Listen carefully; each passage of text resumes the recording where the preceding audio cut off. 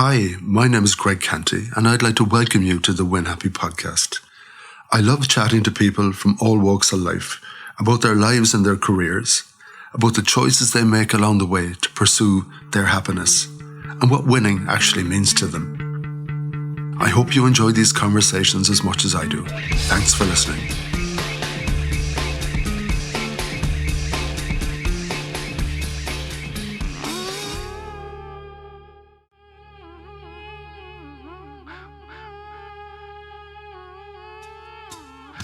On today's podcast, I chat with Ronan Healy, the Programme Manager for Heritage Week, which runs from the 17th to the 25th of August.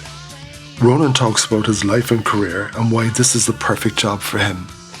He chats about the work of the Heritage Council and the role that Heritage Week plays in showcasing all of the best that Ireland has to offer. He explains this year's theme, Connections, Roots and Networks. He gives us a flavour of the diversity of events and activities. And he tells us how best to plan the perfect Heritage Week for you, your friends and your family. Let's hear from Ronan.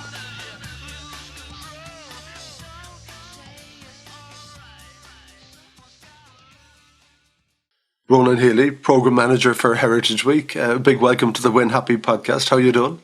Not too bad, Greg, and thanks for having me here. Yeah, so you're at your peak now. The events are starting very, very soon. August 17th to the 25th, so it's nearly upon you once again. It is, yes. This is my second year running Heritage Week, so in one way I'm more prepared, and in one way I know what's coming, so I don't know which is better.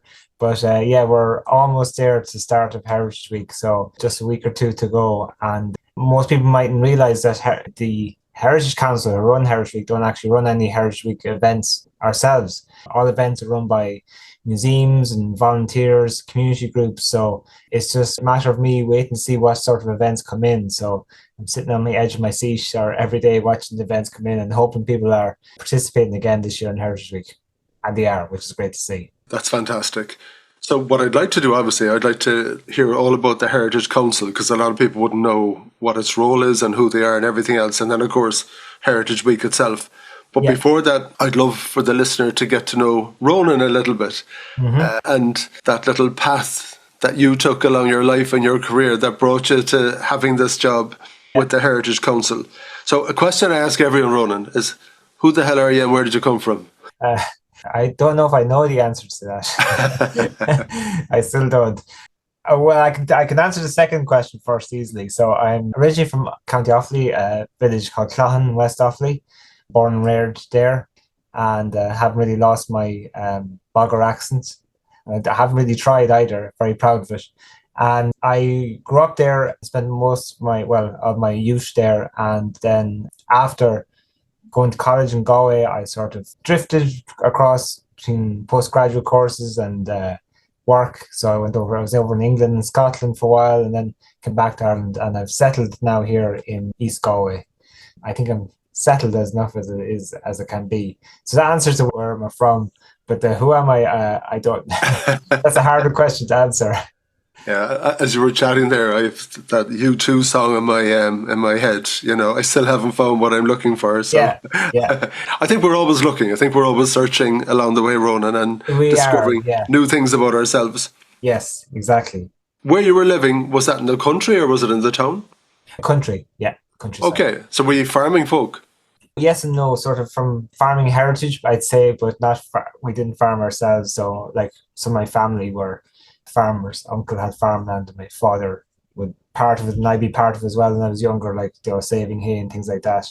But no, we're rural dwellers. So, as most people in West Offaly would have, saved turf and then saved hay during the summer, things like that, and father would grow his own veg and things like that. So.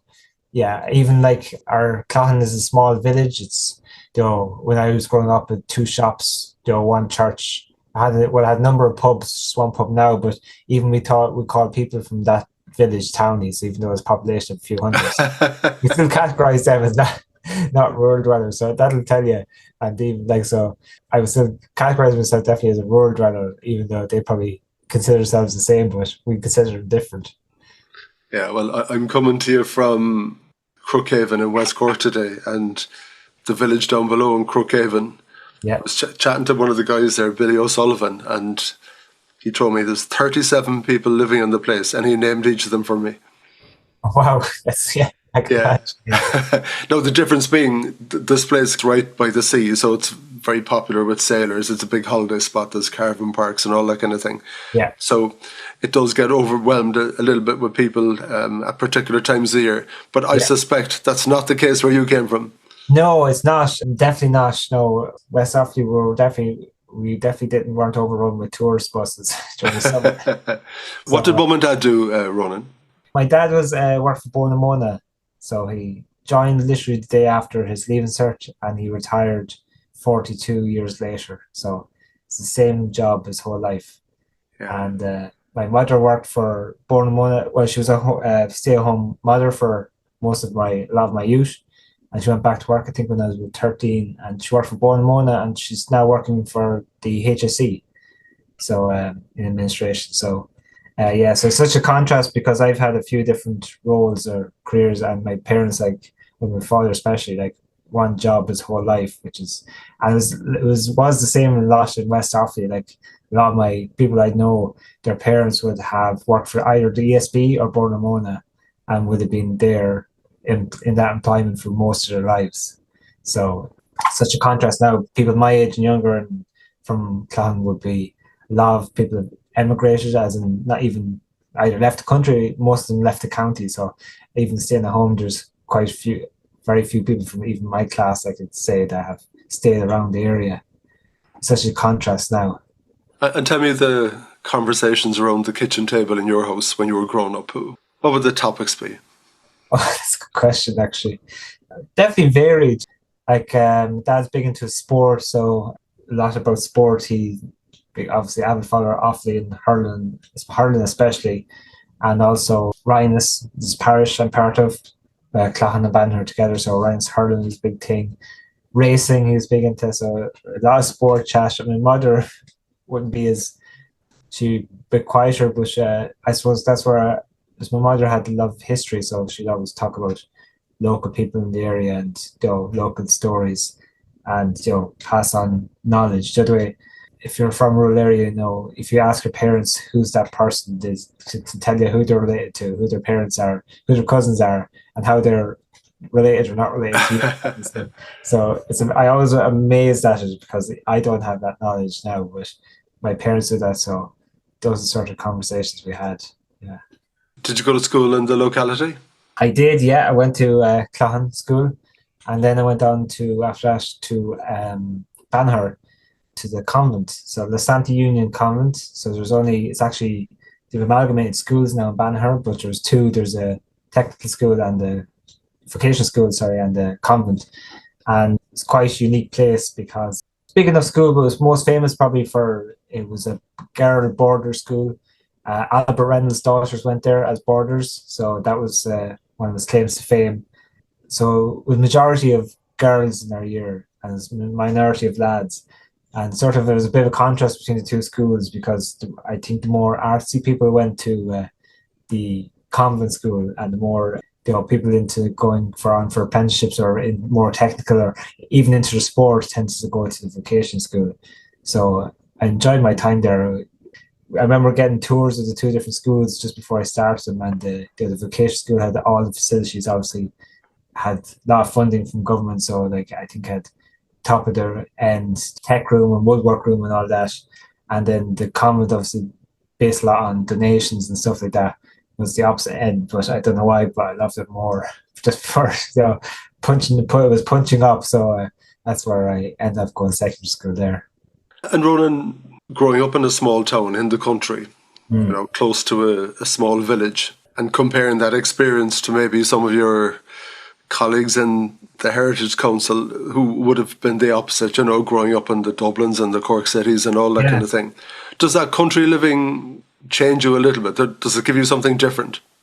I think it gives you a good perspective, and the fact that you have to travel, get in the car and travel anywhere for anything, you sort of appreciate where facilities and things like that on a practical level. And I suppose, like, there's no I'm not saying I did relatively easy life, but you sort of nothing was straightforward, even just on a practical level. So you appreciate things a bit more. And the other thing as well, like, growing up in the countryside and being part of community as well, I think that's really important when some people like don't get that. Like I didn't grow up in an urban area, but you get the feeling people in the urban area, the cliches that don't know their neighbours, whereas everyone knew their neighbours, and oftentimes you depended on your neighbours for things like if you ran out of milk on a Sunday, that was it. You had to wait for Monday, so you'd go across the neighbours for milk and stuff like that. It definitely made me appreciate like aspects of community and being able to relate to people from different backgrounds. Obviously, there's even I wouldn't say it's a monoculture when you grow up in the countryside, but it's very similar. But still, you can definitely relate to people a lot more from rural areas when you're in your different parts of the career because you sort of recognize that and have similar backgrounds to people. Tell me, Ronan, when you're sitting in the classroom as a young lad and for whatever reason the teacher has totally and utterly lost your attention and you start daydreaming, where do you go in your head? That's a good question. I don't know where I went. I was sort of staring into space, probably thinking that I was big into music in my youth, so I was probably thinking about music or something like that. Or I'd say that's probably it. What music am I going to buy at the weekend? I think more than anything, I'd say that was probably it. Yeah. And what would you bought at the weekend?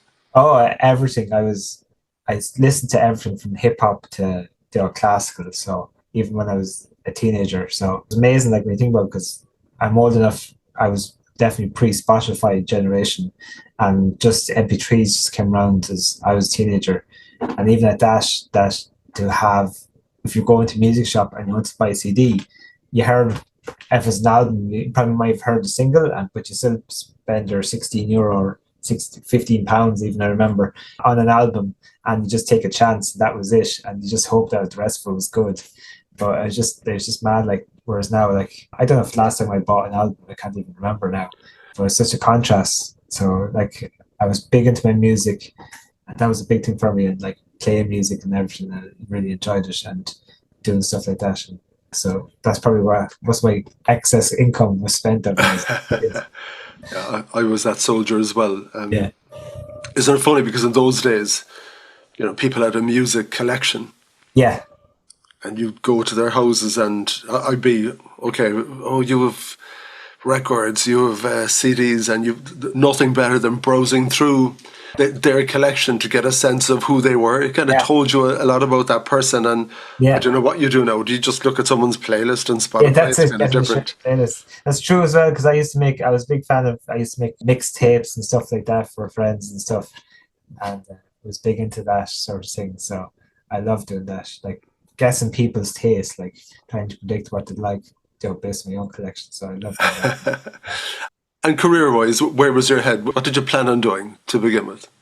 When I was leaving school, I wanted to do first was sound engineering. So I was big, as I said, big into my music. And I was sort of persuaded by adults in the room to think about computers, do general computer applications, so software engineering. And I actually went to do that in DCU, but I only lasted about 4 or 5 months. I had no interest in it at all. So I realized, and it's funny, I did it in DCU, but you could pick extra subjects. And one of the extra subjects I picked was, I think it was politics or something. And I ended up getting like a very good grade in politics, but did terrible on the computers. So that sort of pointed me to the fact that maybe computers wasn't for me, or me wasn't for computers. So I ended up then leaving that and dropping out of that and actually going back, changing over. And next year I went to college in Galway doing an arts degree, which was sort of definitely more suited my temperament. And from there, did my arts degree, and I sort of at crossroads again after that. I wasn't sure what I wanted to do. So I was trying to figure out, and I actually went working for a year or two in the HSE, just in administration. And after that, then I decided to go back to college, and I did a postgrad in psychology in Sheffield. And then after that again, that was a bit of a left turn. It was a bit of a left turn, yeah. My arts degree was in psychology and history. So I had like to enjoy the psychology, and I only fell into it by accident because it wasn't my main thing. History was my big thing that I wanted to do, and I was good at it. It was part of my best subjects in school. But I really enjoyed the psychology, so I said I'd continue that. So I went to do a postgrad in psychology, and then after that, then I did another postgrad in health psychology in Stirling University in Scotland, which I really enjoyed. That was just around the recession then, so I came back to Ireland, and I was sort of at a crossroads then. I wasn't sure what I wanted to do. I was thinking, sort of trying to muse over whether I go and do a PhD. I was sort of half tempted doing that. And then I said, maybe I should earn some money first because I have no money. So I ended up getting recruited by starting out actually as, I don't know if you remember the Job Bridge scheme. Yeah, I do. Yeah. So post-recession, those schemes for getting people who are on the dole basically back in employment.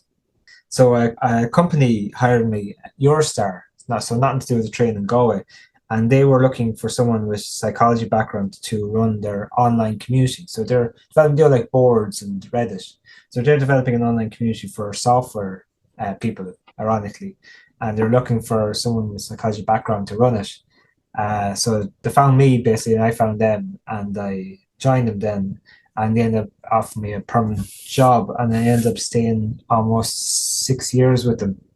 That's a long story shortened, but and ended up doing various roles with them across the company, including running their online community. So it was I sort of fell into it. So by that time, I decided I wasn't going to go back and do any PhD or anything. I enjoyed the money too much. You can't be faulted for that. Yeah, exactly. Of course, the gospel on everybody's careers. I had a quick look at your LinkedIn. Yeah. And two things caught my attention.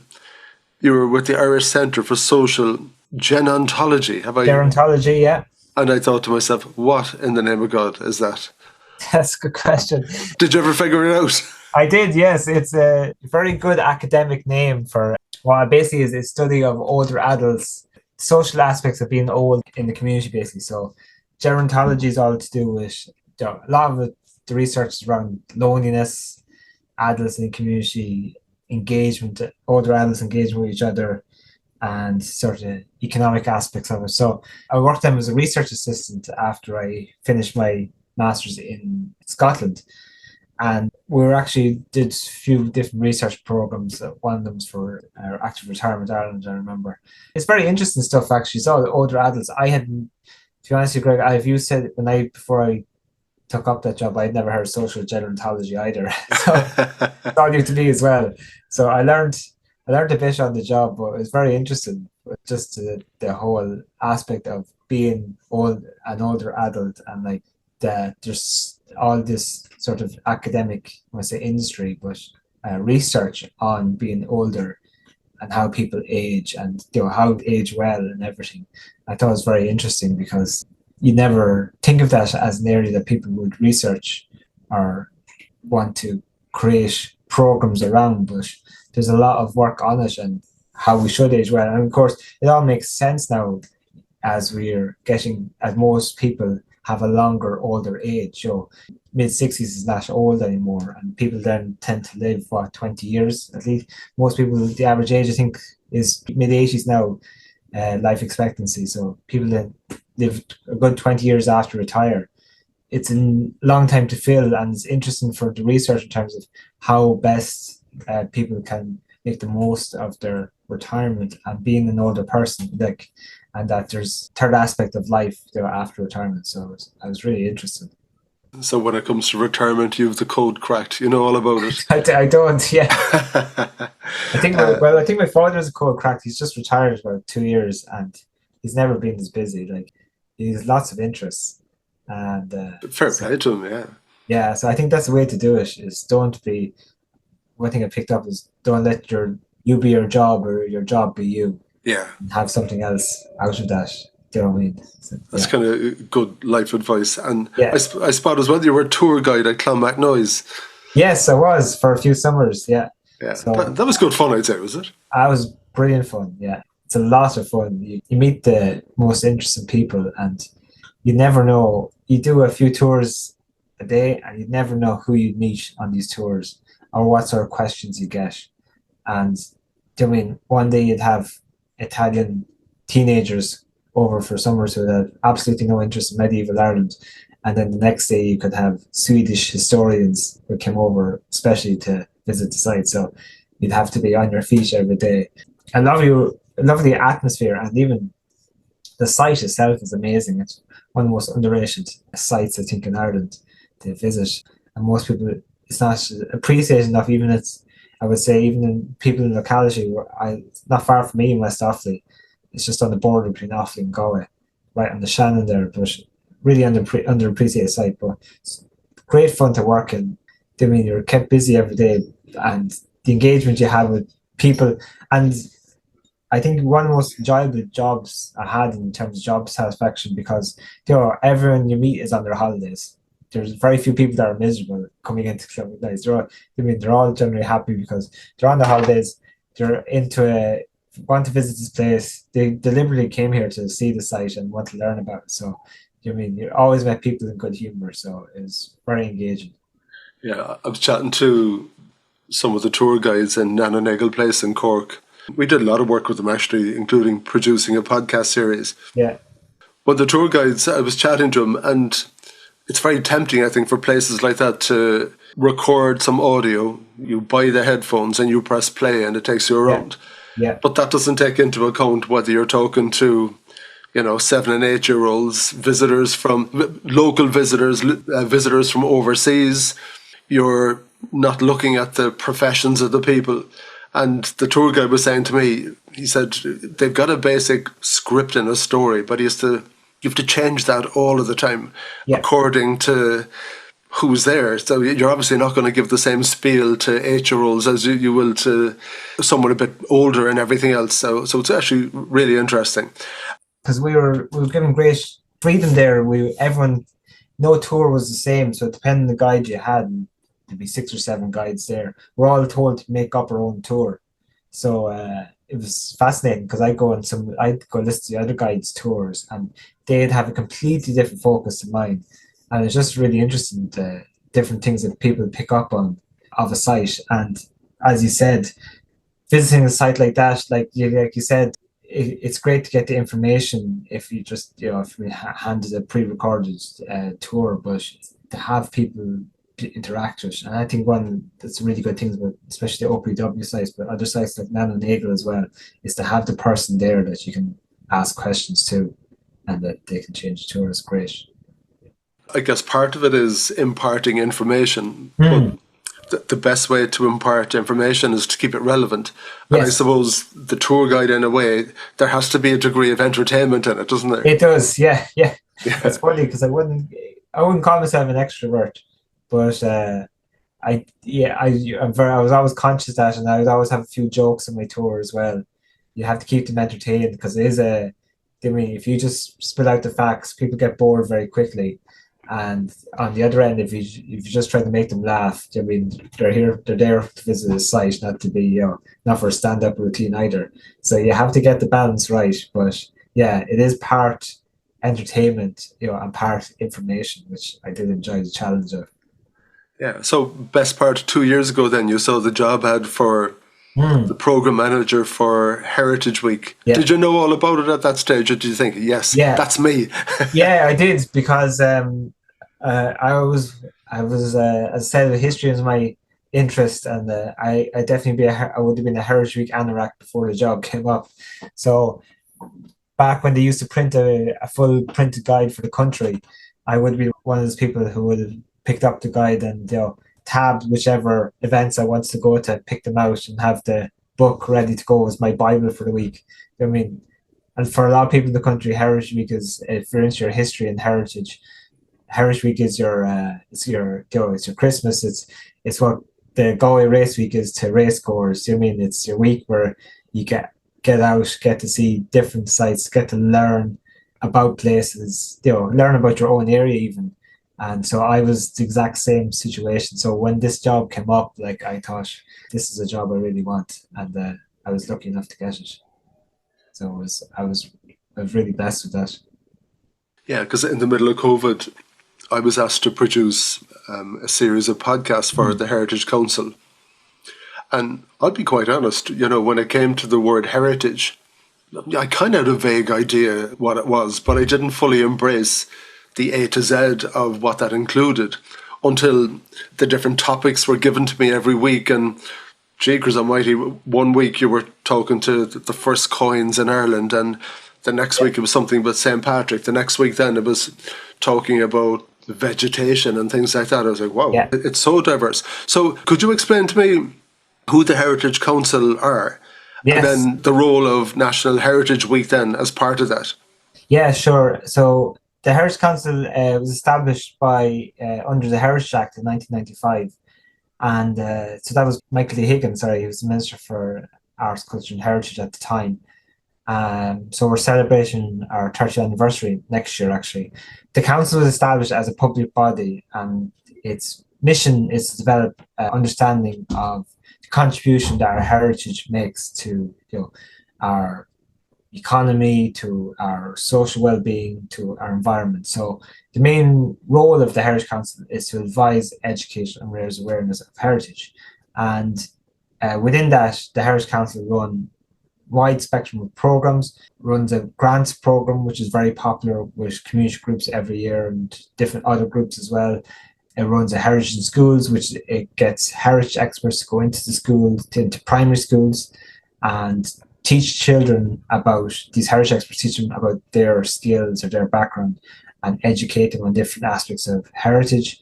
It runs a museum standards program, has an Irish Walltown network, heritage maps. There's lots of programs, and probably the largest of these programs that run is Heritage Week itself, which is an annual event that's run by the Heritage Council since 2005. It was established in 1999, so we're actually 25 years running this year.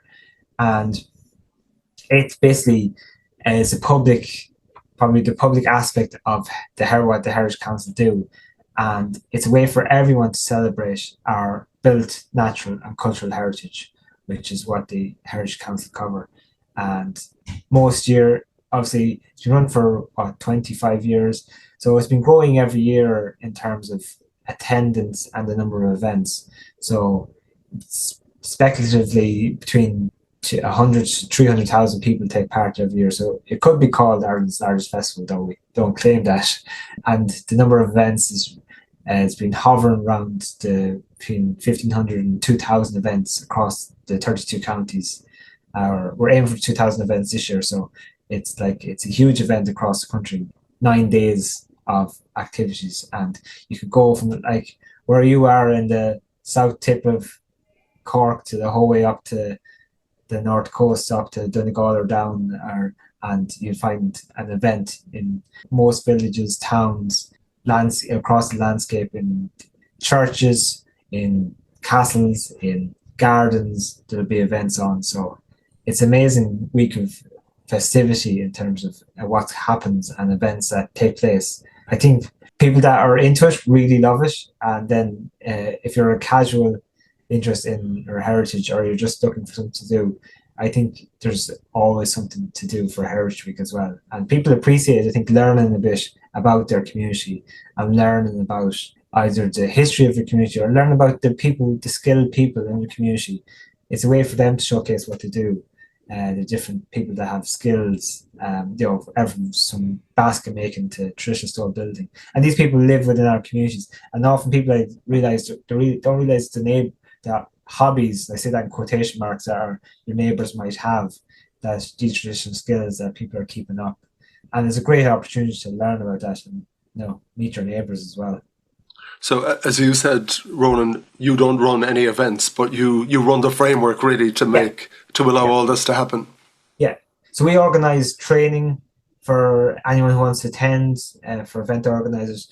We support event organisers. We facilitate the actual listing of events. So heritageweek.ie is the website for Heritage Week. So that's replaced the book I was just talking about, the old book. And we've gone digital now. So all events are listed on the website.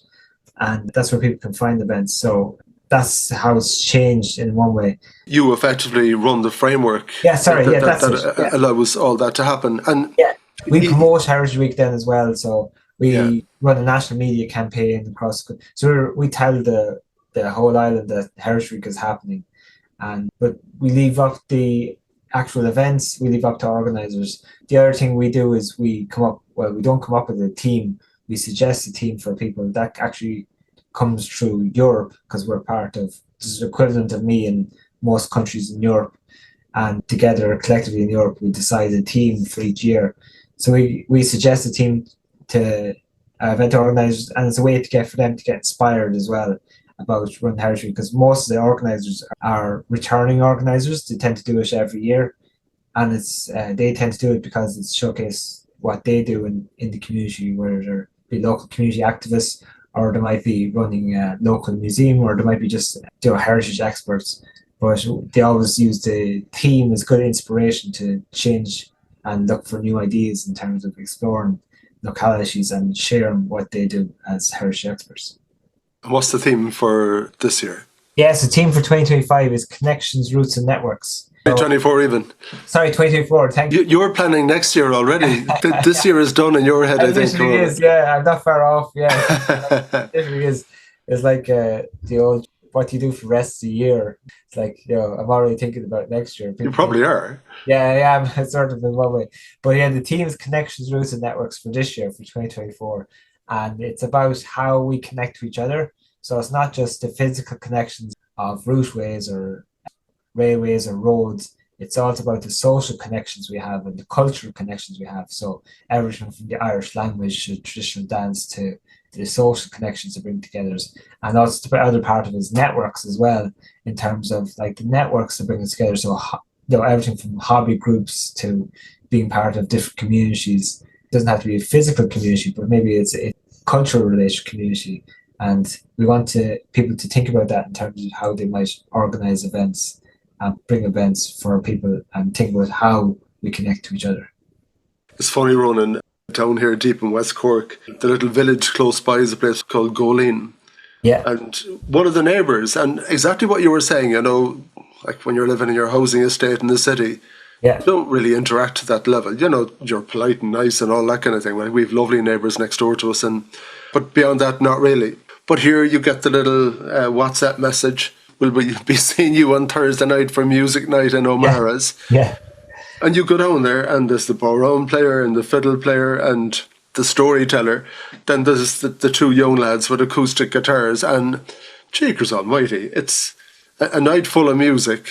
Yeah. Literally going through the A to Z of, I heard you saying earlier that you like all types of music. Yeah. You could hear anything there and one or two people join in. Yeah. And you kind of think it's a way for people to connect. It is. Down here, and you can see the importance of it.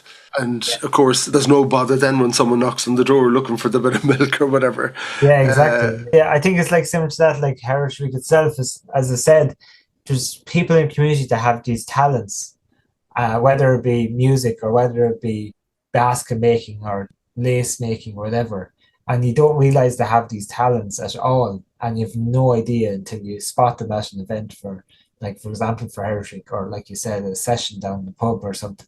So I always find that fascinating when you meet these people. You just meet them in the shop buying milk, or you see them in the same coffee shop every morning, and next thing you see them doing some amazing skill, and you're like, I always find that fascinating that people have these talents that only come out, or you only see every once a year and might even know it. So as an event organizer, if I'm involved in an activity that I think is relevant, I can go onto the website. What did you say it was again? HeritageWeek.ie's website. Okay, and there's a criteria then for my event, and maybe I'm too late for it this year, but it could be next year or whatever. No, you're not too late. Like there is a few weeks left, so there's still time. I would say time is against you, but you still can organize a Heritage event. There's very little criteria. It's just that your obviously event is relevant to heritage, and that you doing whatever event it is that is for all ages to participate in. But we do encourage, and we're trying to encourage last few years, is people that might not think themselves as a heritage organization or one that should be involved in Heritage Week to think about events. So like you said, if that group down in the pub could do sessions around Heritage Week, why couldn't they explore like songs about the locality and do a Heritage Week event? So you don't have to be a historian or a heritage expert or into heritage to do a Heritage Week event. If you're part of participating in traditional crafts or skills and you want to share that knowledge, there's no reason why you couldn't take part in Heritage Week. Yeah, like there's a lad that I know, actually he's from the UK, but he's got roots from this place. Yeah. He wrote a book about folklore in Mizzen, and he wrote another one about Skibbereen. So he could do a night of readings or whatever about folklore. That could be an event for Heritage Week. 100%, yes, exactly, yeah. And okay, I must give Mike Baldwin a nudge to maybe do something like that, A bit like yourself, he's deep into his history. Yeah. The place has got a special connection to him, and those stories are little gems. Yes, exactly, yeah. And it's all about imparting and sharing knowledge, I think, and that's one of the important aspects of Heritage Week. We do, there's sometimes connection can be lost between generations. It's like people like myself who've moved away from their locality and don't inherit the knowledge or soak up the knowledge about their locality because I'm not there anymore. Or like I talked about earlier about the family connections and things like that. And if you're new to an area, it's something like this is brilliant Heritage Week event to go and meet, as I said, learn about your locality, meet your neighbours and learn some stories as well. And you never know what you might learn. And for the individual who's deeply interested in heritage and everything else, or the casual person who's looking for things to do that week when they're on holidays with the family. 100%. And there's events for all ages. Like it's not just for adults. There's lots of workshops, especially for children that are children focused as well. And we have one day in particular, Wild Child Day, on Saturday, 24th of August, which is all about encouraging children to get out into nature. And there are lots of events geared around that, encouraging children to explore the flora and fauna and learn a bit about their landscape and the animals around us and the insects as well. So, as I said, it covers all ages from 0 to 100. So it's not just for adults, and it's not just people might have this cliched image of Heritage Week as being about either guided tours or talks or presentations, something about like lectures or something. It's not that at all. A lot of it now, a lot of the events are the heritage organisers are bringing people on a journey. They're engaging with them. There's lots of workshops that you can participate, learn everything from blacksmithing to basket making to blade smithing. So, don't just think of it as a passive event. It's an active event, and you can participate as much as you want to, or as little as you want to. Have you examples of some events for me that capture maybe the theme for this year? Yeah, I do. I'll give you a few examples. Probably one of the big events happening is the Rail Preservation Society of Ireland are running a steam train from Dublin to Kilkenny, and that's taking place on the first Sunday of Heritage Week, which is Sunday the 18th. And they're selling the tickets themselves, so it is a ticket event. So it's not a free event, but they're bringing people down the whole way from Dublin down to Kilkenny. They have a marching band as well, so they're going to be marching right up to Kilkenny Castle with a marching band. I've been on this train recently because we launched Heritage a few weeks ago on this train.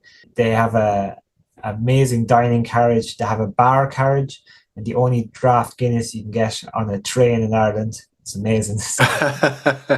So you're selling this one well. Yeah, it's amazing. So as I said, it is a ticket event, but might be well worth investigating. And in terms of other things, in terms of connections, one I would say I talked to you about is Waterways Ireland are doing an event in County Offaly in Tullamore, and it's all about the heritage of the Grand Canal. So talking about the canal systems. So they're running in conjunction with the Heritage Boats Association. So there's going to be heritage boats there. There's going to be talks as well. You get to see boats and what the heritage boats look like.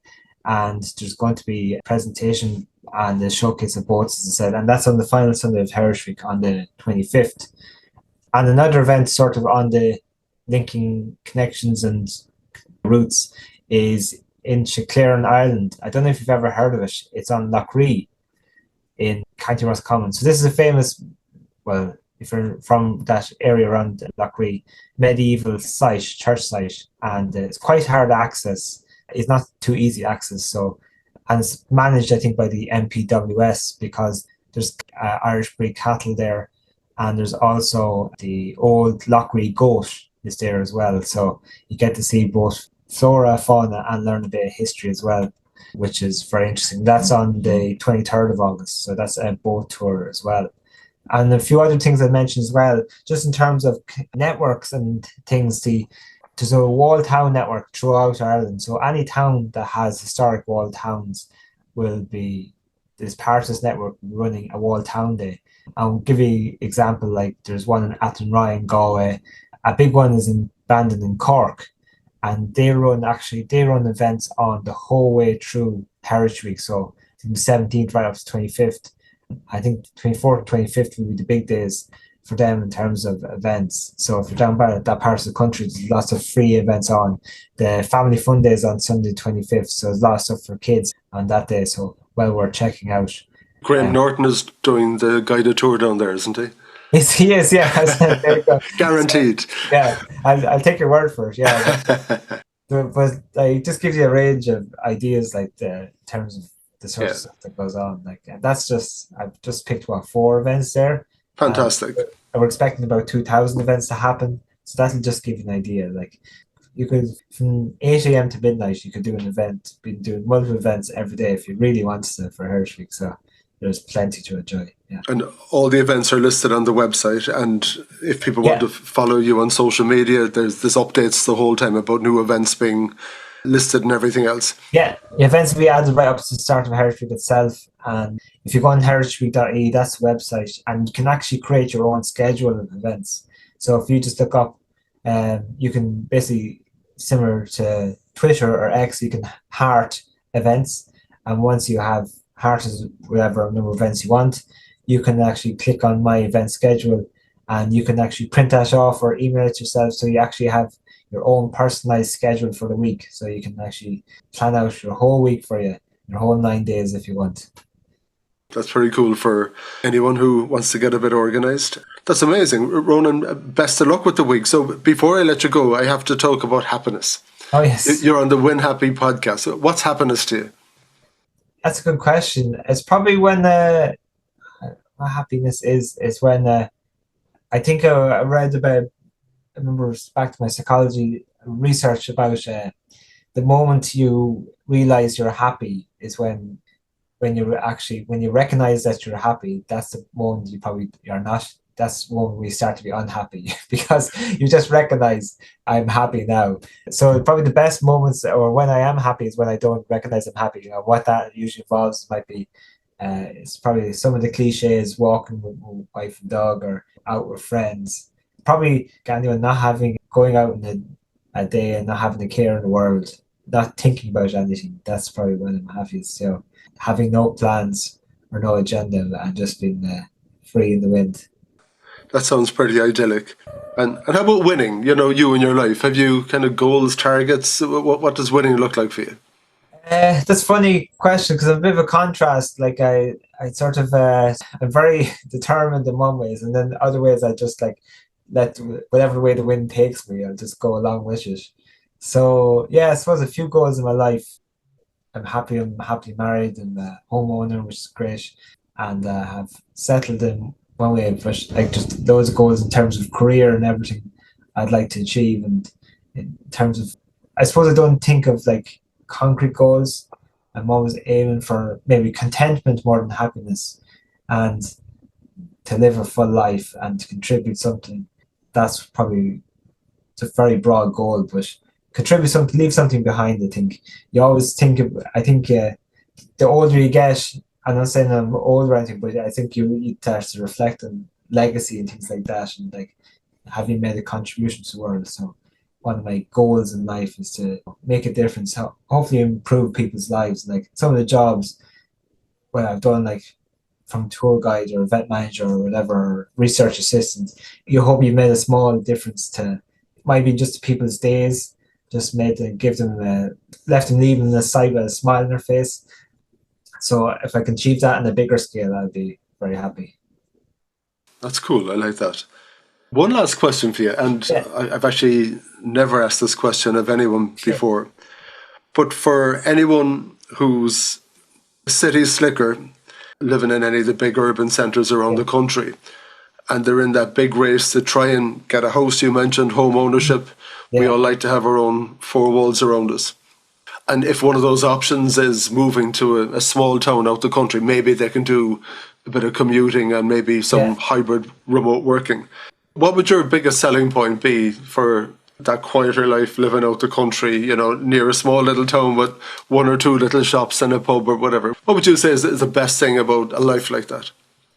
I suppose it's a lot of things. Like, there's two sides of every coin. So a lot of advantages on this now, people can see them as negatives too, because you'll know your neighbours know you. And that can be a good thing and a bad thing. But you can rely on people, do you know what I mean? And people are there for you, and people will look after you. Like, I remember the snowstorm a few years ago. I remember, I can't remember his name, was it the Beast from the East? And we were trapped basically because we're about 2 miles from the nearest village. So for 2 days we're trapped, and we don't have four-wheel drive in our cars, but our neighbour who had a four-wheel drive truck, he went and got his milk without us even asking, dropped it to the door. And so things like that is great to have a sense of community, and you really appreciate it. Also, like, just being in, if you like nature and everything, like being in nature and the quietness, like we live in a rural area and the quietness is amazing. I've lived in towns and cities before, and just the difference, and like wildlife coming across, I'm no wildlife expert, but just appreciating nature. And it does slow you down, it forces you to, go a bit slower, and not to be rushing, because it's harder. The negative of having less options, and you have less options to do things in the countryside, but that sort of forces you to slow down a bit more in terms of like activities or doing things or seeing people. And I think there's all these things that I think are a bit of a blessing in disguise. Like, you get to appreciate what you really want to appreciate and focus on the things you want to do. And it's very enjoyable just having that, being forced to slow down. It's like sort of like what COVID was for a lot of people. That a lot of people reevaluated their lives during COVID and commuting and things like that. And living in the countryside is a bit like that. You have to sort of choose your options and choose your battles. Like, as I said, all the positives have some negatives, but it's whether you want to do this or not. Yeah, from being down here, I found myself driving slower. Yes. And how did that happen? You know, why did that come about? But and I can say that then, and on a little trip down the road, you can be passed out by a few boy racers. Having said all that, but I definitely think everyone just comes down the gears a little bit, and that connection to neighbours. There's obviously the dependency of it that you were talking about, but with that comes a really nice feeling. It is, it is. I bring dog for walk, and it's like, I remember I have lads sitting over the wall, and you talk to them, you just stop and talk to them for half an hour, and you might move on. Like, you might know people that well, but most people stop and chat anyway. So just that connection is great. Great. Ronan, thank you so much. I was going to wish you the best of luck with Heritage Week 2024, but I may as well throw 2025 into the mix already, because I think your head is there already. It sort of is, Ronan, thank you so much. Take it easy. Right, I appreciate it, Greg. Thank you very much. Cool.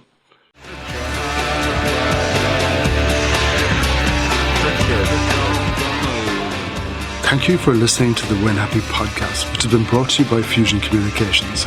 If you'd like to get in touch, feel free to send me an email at greg@fusion.ie. So until next time, take it easy.